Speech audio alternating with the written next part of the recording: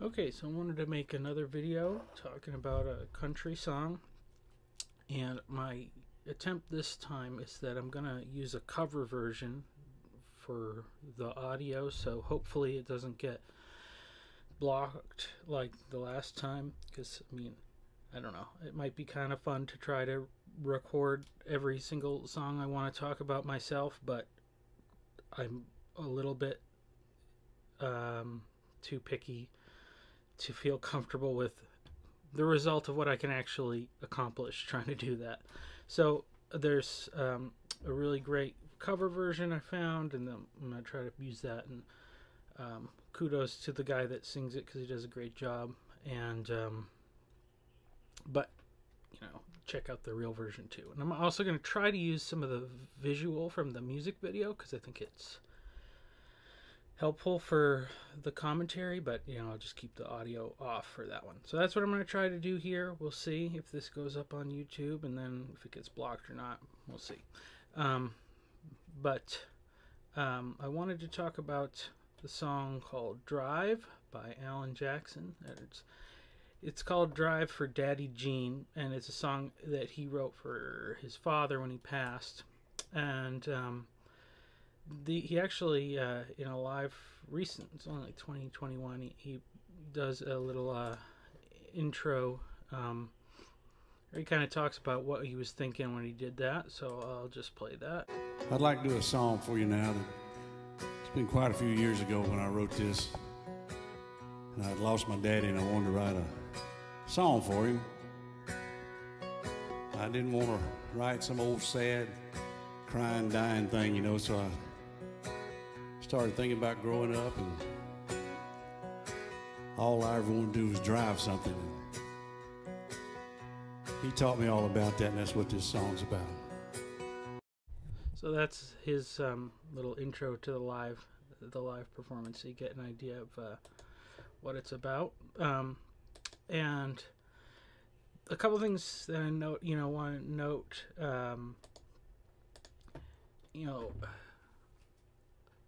Like I said in the previous video, and it's also really some of what Malcolm Gladwell pointed out in his podcast. If you had a chance to listen to that, I made a short little video about that one. But there's a storytelling element. It's kind of like you're overhearing somebody else's story. This one is obviously an autobiographical song. I think that those are going to tend to be the best most of the time. But even if it's not autobiographical to the person singing it, it may have been autobiographical to someone writing a song. But there's there's that casual aspect of it, like he's talking to somebody, and you just walked into the room and are overhearing a conversation. But the other thing is the particularity of the details. And you'll see in the way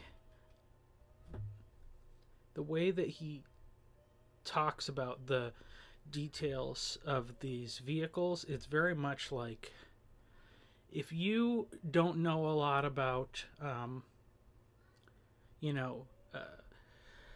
cars or something like that, and you meet these down-to-earth people that work with their hands and know all this stuff. They're just like, yeah, it's this and that and whatever, and they'll know all these particulars. And to them, in a way, it's like I think to a lot of us, these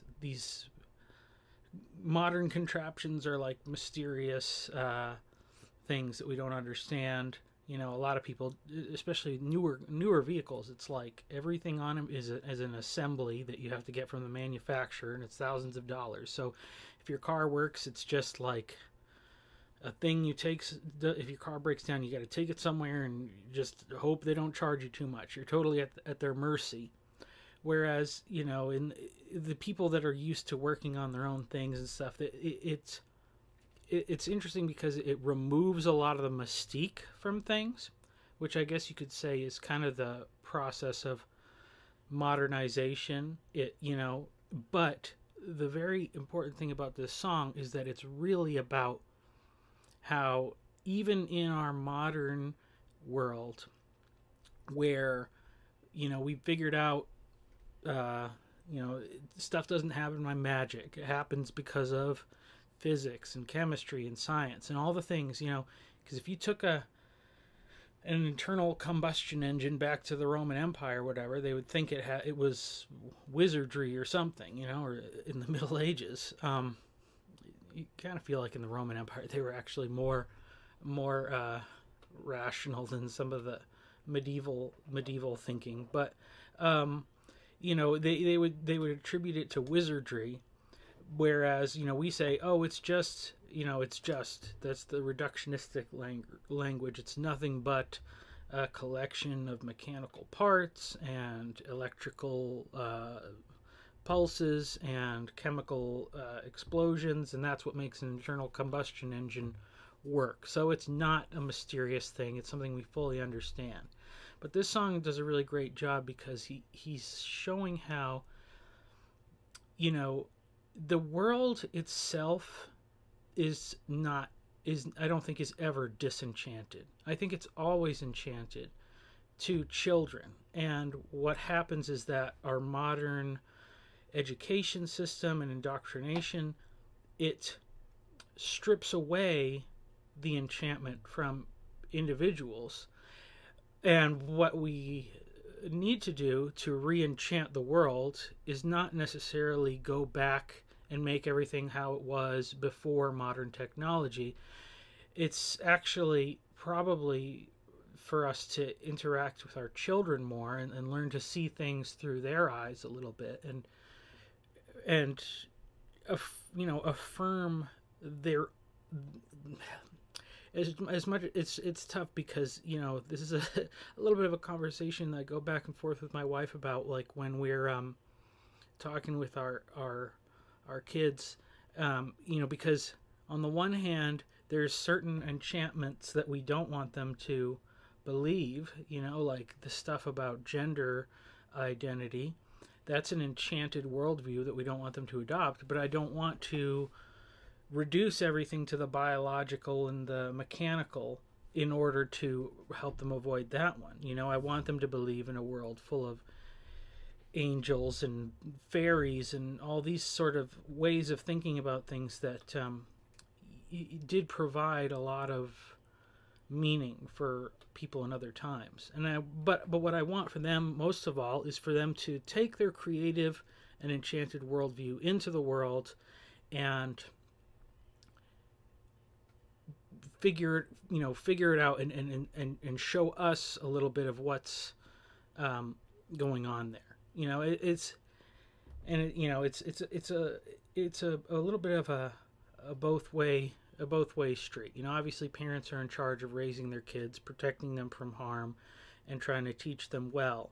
But I think there's always something that can be learned from somebody who has a completely fresh perspective on a situation, and that is one of the wonderful things that children provide. So I'll start this song and pause it as we go through with the lyrics.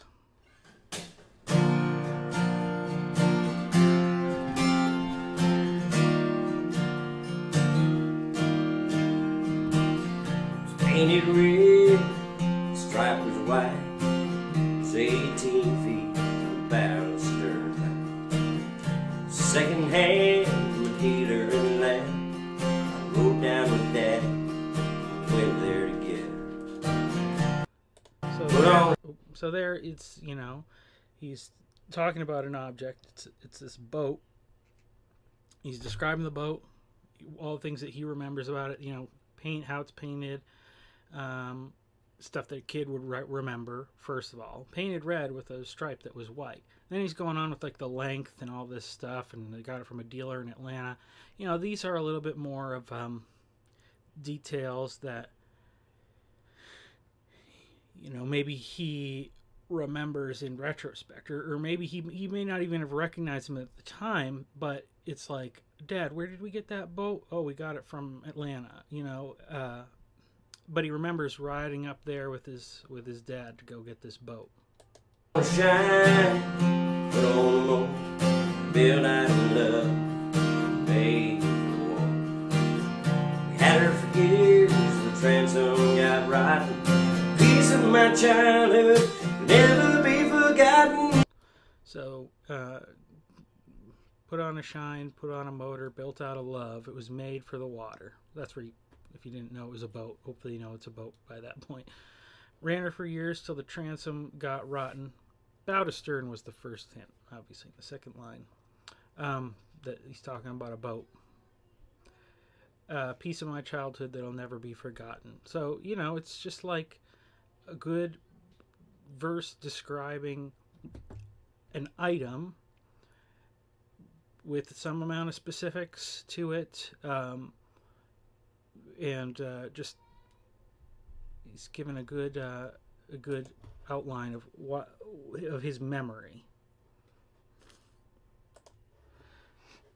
Okay, and let's see, here's the chorus. He was just an old plywood boat, 75 Johnson, electric choke. So this is what I'm talking about, where, you know, in the one sense, it's like this stuff is stripped of its modernity, strips things of its meaning or whatever. It's just an old plywood boat, and then you get the really particular 75 Johnson, an electric choke. I don't know enough about boats to know, you know, what if a 75 Johnson is a good one or a bad one or whatever. It seems like it's probably, like, you know, pretty mediocre. But you know, you kind of I think this is maybe something where it's like, if you're in a lower economic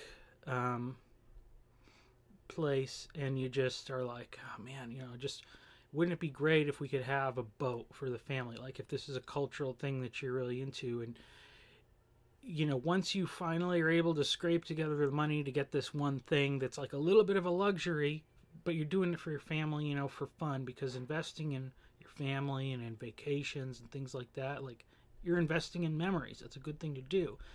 And, you know, like, even though it's maybe like you're saying it's just a cheap one, it's just there's nothing special about this one, but what was special about it is it was ours. It was our family's boat that we were able to get, and that was a different thing, because from then on we knew that what we were going to do, you know, on long weekends and things like that, is we were going to go to the lake and take the boat out, and that was a way to build tradition, you know, which I think, I mean, I've always been a fan of that kind of, idea, you know, if people go to the same place every year or whatever, like, even though in some ways it's like, oh, that's not very exciting, you're not exposing yourself to as much culture, what you are doing is building a tradition for your family. And while I think traditions can become burdensome at some point, at the family level, I think they're very important, and they're good. And it's good for, I think that's kind of what glues families together, is when they build their own traditions, you know, and everybody kind of finds this out when you get married and you have kids. It's like we combine some of the stuff that my parents did with some of the stuff that my wife's parents did, and some things that we start that are our own. And maybe, you know, some of them are just because of coincidental things, but that's kind of what makes family memories good and meaningful. Young boy, to handle the wheel, I can't replace the way it made me feel. And I would turn her sharp and I'd make it wide and say, can't beat the way an old boy rides. Just a little late across the Alabama line, but I think he missed a little line there. He said, "Can't beat the way an old wood boat rides," like, which is almost to say, like, the dad has a certain nostalgia about, like, I'm gonna get this one that was maybe like the one that I remembered from when I was a kid, you know, rather than like fiberglass boats. You know, if you think about, like, Alan Jackson is a pretty old guy now, and so when he was a kid, and what his dad thought when he was a kid, you know, the boat's from 1975. So even there, it's like his dad has some sort of a memory about boating from when he was a child, apparently. And he's saying, no, you got to get a wood boat. That's where it's at. Whereas it's kind of that thing of, you go to people want things that are new and modern, but it's kind of like, well, there was something good in that old thing. Let's not get rid of it too quickly. Let's keep some of that. And his memories and his preference comes out in that. So it's pretty good, pretty interesting. Here's the last little bit, the bit of the chorus that really kind of puts things together. I was king of the ocean, Daddy didn't mean try.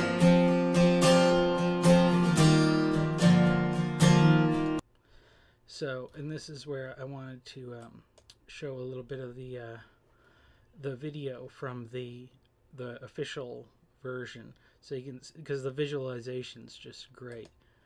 So you can see on the lake, and the dad's letting the son drive, that's what the song's all about. It's this thing of like, it's a rite of passage, and maybe the kid knows, like, hey, the law says you got to be blah blah blah. Obviously, like, I think a boating license is different, but it's like, hey, daddy let me drive.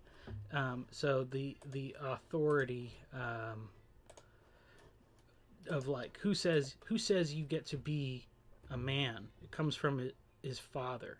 And, like, how important is that? I think that's just a cool image. And of course, the thing where it shows it, in his mind, it's just this old boat. But when Daddy says he can drive, it turns into this big, like, pirate ship or whatever. He's the king of the ocean, and that's where that enchantment comes in. It's like, this is the problem with, like, the LARP mentality, is that when we always look at the past and say, I wish I could live in the past because things were better then and the world was more exciting. It's not the world that's different. It's like our perception of it. And when we want to change or pretend that we could live in a different world, so that what we need to do is change our perception to bring that enchantment back. And that's where I say, like, hey, you should have kids. If you don't, I mean, not everybody can just choose to do that, but if you just this kind of whole manosphere realm where people are talking about all that's wrong with the world, and if they haven't had kids yet and they haven't kind of figured out that's what makes the world meaningful and enchanted, it's not the stuff, it's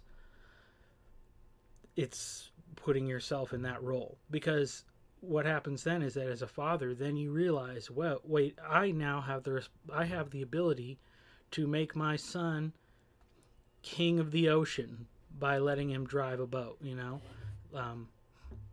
so you then, as a parent, have the power to create enchantment. Obviously, you can tear it down when you reduce everything, but what do? You reduce. The world's not a place where you get to do whatever you want and hurt people. You reduce those very childish instincts, but you say, but it is a place where you can have fun and great memories and do meaningful things, and you build that up and you create an enchanted aspect around those things. Okay, let's look at the next verse. Just an old half-ton short bed Ford, all the bar new back in '64. Daddy got it right, 'cause the engine was smoking. Couple burnt valves, he had it going. And let me drive, we'd haul on. So here he's talking now, verse 2. He's a little bit older. Now he's talking about this old half-ton short bed Ford. His uncle bought it new in '64. Now, remember, the Johnson boat was used that was from '75. So this is an even older truck. His uncle bought it new. Daddy got it right? Because the engine was smoking. A couple of burnt valves, and he had it going. So, this is another thing. It's showing like his dad wasn't a rich guy, but he was able to see value in things that were unappreciated. In a sense, this is like an enchanted worldview, because it's one man's trash becomes another man's treasure, and his uncle's like his uncle apparently has enough money, so the dad's brother probably has enough money that he can buy a new truck and just use it until it's no good, and then that's a frugal thing to do, but his willingness to extend the use of something is not as great as Alan Jackson's father. So Daddy Gene is looking at this truck and saying, "Wow, there's something good there. There's something useful in that." And what's he really thinking about? We'll see what his plans are. It's not the car he drives every day, but he does something else with it. Dirt road, couple burnt valves, and had it go. Let me drive, we'd haul off the load. Down a dirt road, we'd dump trash off the thick can road. Set up in the seat, stretch my feet out to the pedal. So they use this truck to dump loads of trash off on the side of the road, which is like, that's not really a great thing to do, but a couple generations ago, this is things that people did. People still do it all the time. I see it all the time.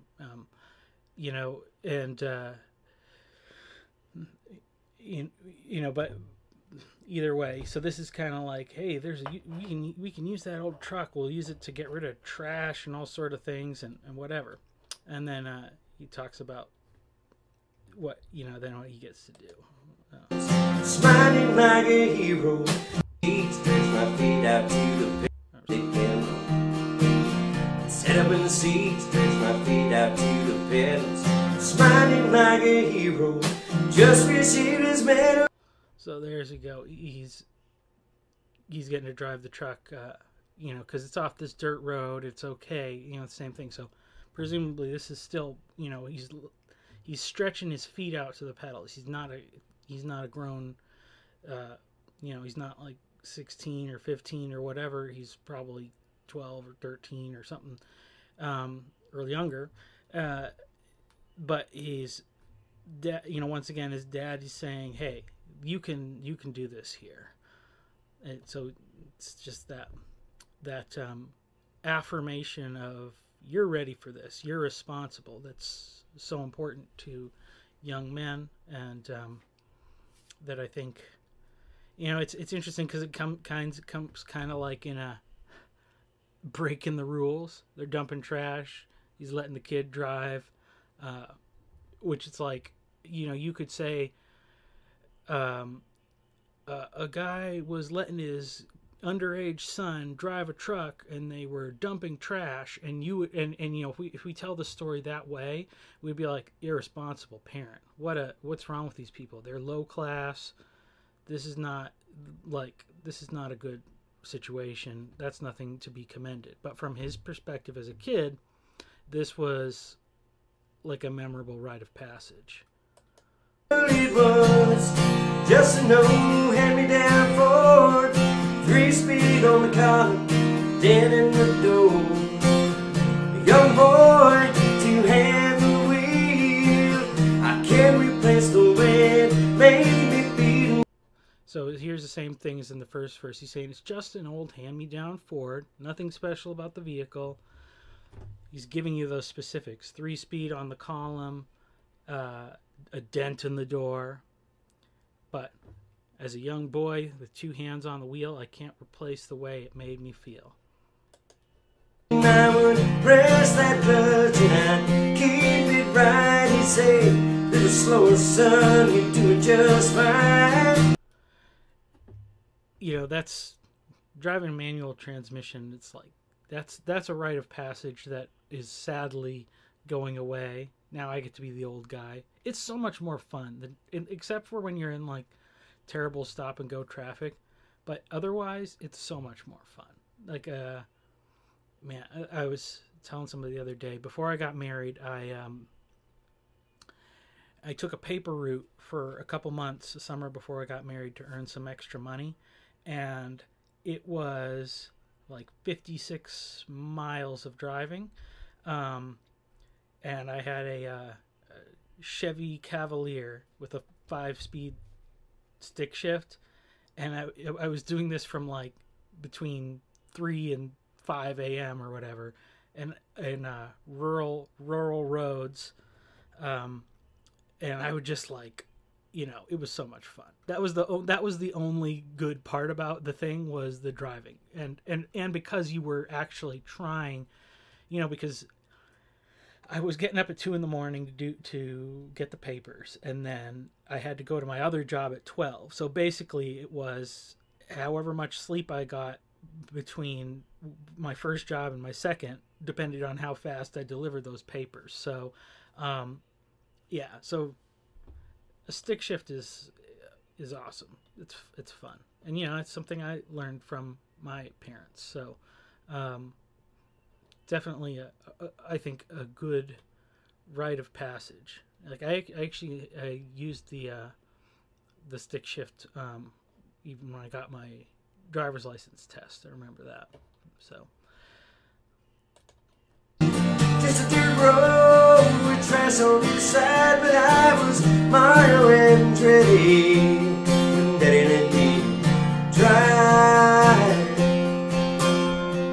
And I commented someone, but in the video version, the way he says, I just think it's funny how he says Mario Andretti, like it's such a southern accent, because like coming from the north where there's lots of Italian people, and I have an Italian last name, and know a lot of Italian people. It's just, he says it in the most rednecky way. I just think it's hilarious. But you can see in the same thing here, his dad saying you're doing just fine, and it's just yeah, it's a fun image that they're showing there. But he's showing, like this in his mind, like, this was awesome. He's like a race car driver. I like how they show this, like the greater image of the video is these kids like looking at an old photo album. I'm grown up now. So now he's grown up. This is the last verse, and it's got a hero's journey kind of thing again, or maybe not necessarily a hero's journey, but in the sense of like now he spent 2 verses with memories about his dad, and now the next part is about him being a dad. I have 3 daughters of my own. I also have 3 daughters, so this is like resonates with me. They're much too young to drive yet, but yeah. Let them drive my old Jeep across the pasture home. Maybe one day they'll reach back in their pride, pull out that old memory, think of me and smile and say, it's just an old. So I like that. So he said, growing up now, 3 daughters of my own. I let them drive my old Jeep across the pasture at our home. And I think this is an interesting line where he says, maybe one day they'll reach back in their file and pull out that old memory and think of me and smile. And like, it's like probably in the way he's saying it is like computer files and memory, which is like almost in a sense pointing to the fact that he knows his daughters won't have their version of the enchanted world of their youth will be different than his own, but he's kind of like thinking about like we probably think more about the way our brains and memory work because of interacting with computers so long, which is something his dad obviously wouldn't have thought about. Um, yeah, just, here's the rest of it. On out cheap, rusty old floorboards, hide on my feet. Young girl, two-hand the wheel. I can't replace the way it made me feel. And I would turn it left and I'd steer it right. Straighten up, girl, now you're doing just fine. And so this is now, you know, he's saying, yeah. So he's now in the passenger seat. You know, he's taking his dad's place, and he's doing the same thing. Giving gentle corrections with encouragement. Turn it left, steer it right, straighten up. You're doing just fine.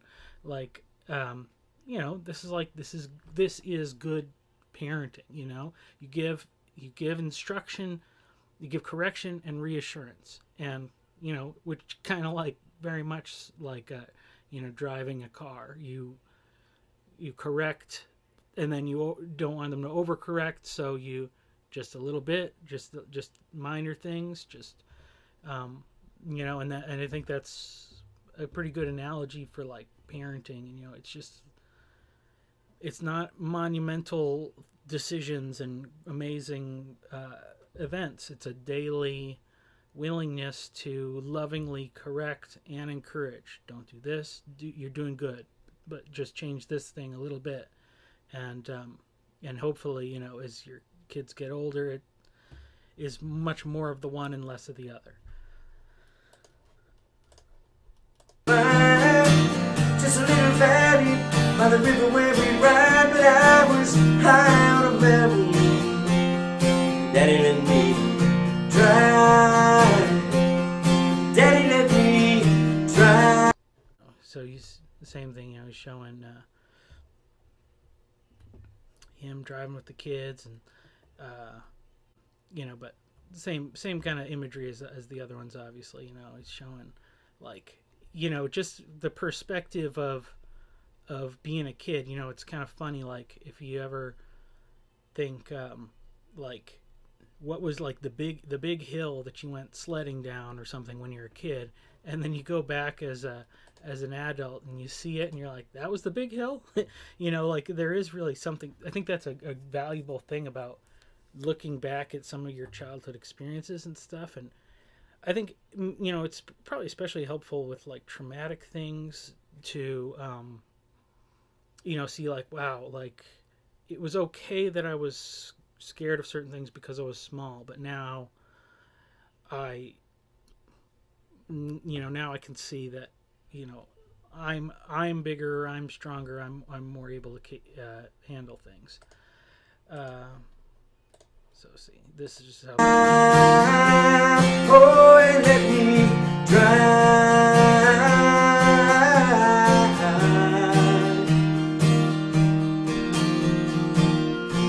This is just an old plywood boat, 75 Johnson electric choke.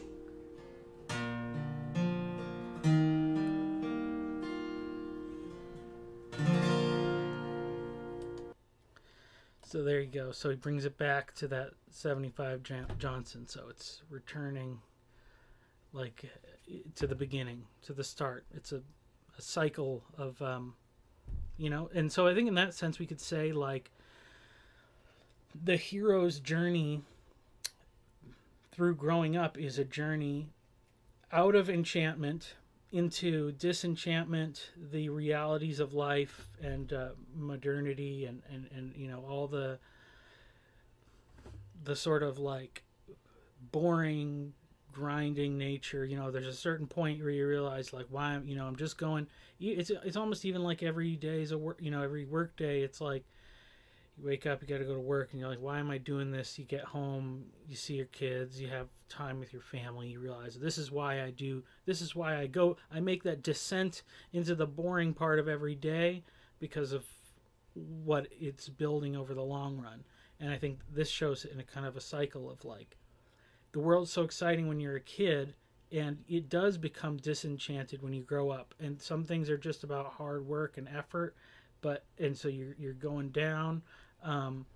but eventually you get to that place where you're where you're having kids, and you're up higher than you were before, probably because I think parents enjoy their kids' childhood even more than they enjoy their own, which is kind of, I think, one of the sad things about. Well, there's a good way and a bad way to do that. I think, we kind of went off the rails with this thing of like, I didn't have a good childhood, and I want my kid to have a great childhood, and we just think it's about like having more stuff, more toys, more vacations, more fun experiences.